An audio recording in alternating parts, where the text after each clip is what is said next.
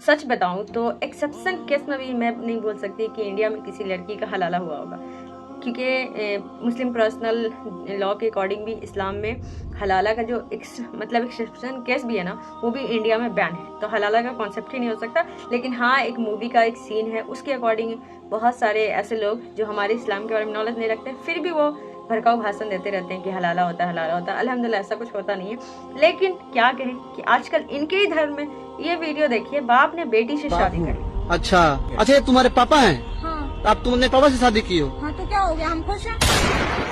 हम दोनों आपस में प्यार करते हैं और मैं इसके बच्चे की माँ बनने वाली हूँ, इसीलिए मैंने शादी की। सच बताऊं ना तो हमारा इस्लाम भी का एक मेजर है, हर चीज का एक थीम है।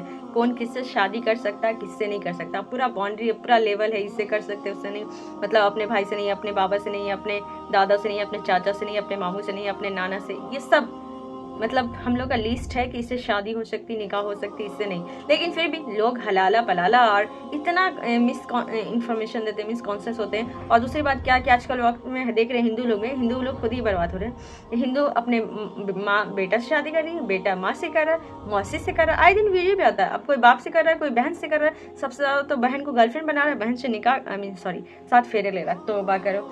मतलब सब देखो, सारे हिंदू ऐसे नहीं होते, लेकिन कुछ लोग है ना, गोबर खाते हैं, गोबर गौमूत्र पीते हैं, उन्हीं का ये हाल है। तौबा करो।